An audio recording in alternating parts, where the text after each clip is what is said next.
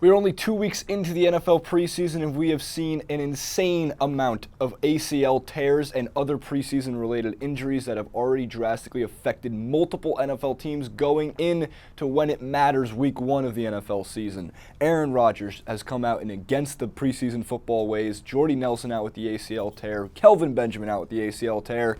And we'll even get later to Reggie Wayne going over to the Patriots. But to begin, Jordy Nelson is the big superstar who got a season-ending injury, and of course could be a career-altering injury. The ACL is not a fun injury to have. It is not easy to come back from, and it absolutely affects your explosiveness, which might be Jordy Nelson's best quality as a receiver for the Green Bay Packers. Now, I'm holding in front of me a tweet from the @ACL Recovery Club, because when you see this, and I put it up on your screen, 23 preseason ACL injuries alone. Oh, the knees. Don't go for the knees. Oh, it's painful. Dante Fowler Jr. This list includes offensive lineman Ryan Clady from the Denver Broncos, Brandon Harris of Tennessee, Justin Jackson for the Dallas Cowboys, Stephen Hill for the Panthers. Panthers get even worse with Kelvin Benjamin later on in the preseason. Jordy Nelson, Brandon Gibson, Bennett Jackson, Isaiah Ferguson, Adam Hayward. It would take me. Even kicker Sean Swisham has got an ACL injury. Kickers never get injured. Unfair.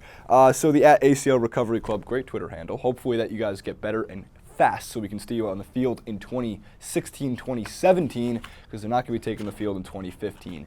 It does bring up the issue, does preseason football need to change at least the rules or how much time they're actually playing? Aaron Rodgers is heavily against how there is 4 games, and he believes that they should cut it down to either a couple of games, I guess 2 or 3 is where he was leaning with that, because he feels, I don't need that much time to get ready. Now, not every player is a superstar MVP Super Bowl winning quarterback like Aaron Rodgers is, but Aaron Rodgers does make the good point. You do have training camp, which can get you at least somewhat ready, and your offense to see what needs to be made. We already seen 2 weeks in that most teams have decided on their starting quarterbacks, which is a big reason for NFL preseason existing.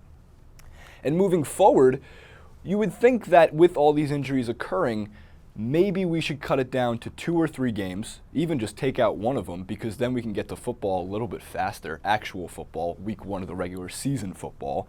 Or my pitch for it would technically be, we can keep 4 games if the owners really want to sell their tickets and have the preseason experience, sure, but maybe cut the half, do 2 10-minute halves. So you're not playing for 40 plus minutes a game.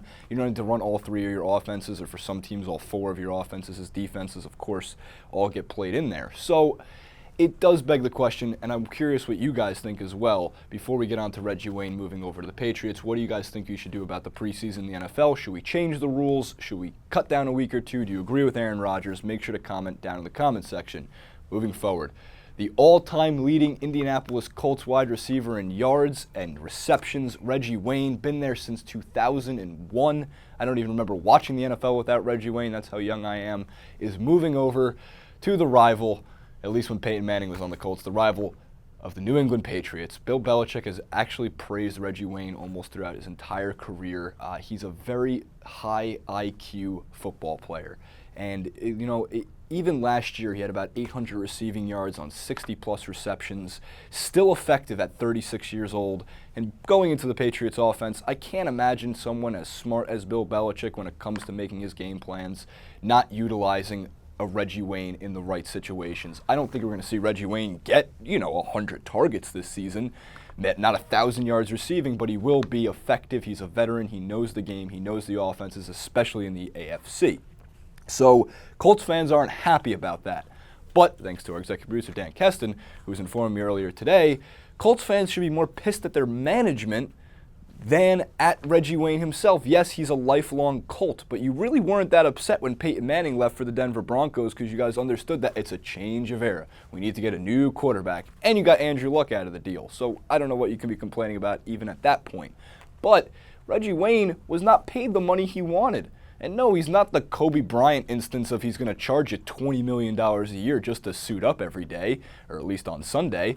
No, if you gave him the money, he would have absolutely stayed, and instead he walks over to the New England Patriots. Be happy for the guy. You got 15-ish years of really good football out of a player who played alongside Marvin Harrison, two really of the better wide receivers of my generation and maybe in the top 25 all time. Marvin Harrison might not be the greatest guy off the field, hell of a guy on the field. Reggie Wayne, again, a veteran. He's going to be effective on the Patriots. Colts fans, be happy for the guy. You should retire his number in a Colts uniform. He'll always be remembered as a Colt, regardless what happens with the Patriots over the next year or two. What do you guys think of Reggie Wayne? Do you hate him? Do you love him? Are you drafting him in fantasy football this year? I think I would like to, but I have to go over that with my co-captain, EP Dan Keston, for the Team TYT Sports as we make a run back for the TYT Sports Fantasy Championship belt. We already have it once. Now we have to defend it because Jenk ain't having it. Comments in the comments section below. Follow me on Twitter at JasonRubin91. Same thing on Instagram. Check out TYT Sports on Twitter at TYT Sports. Head over to our Facebook page, facebook.com/TYT Sports. Who cares? I'm sure something crazy is going on behind me because our editors like to mess with the green screen. Click on the button over here to subscribe.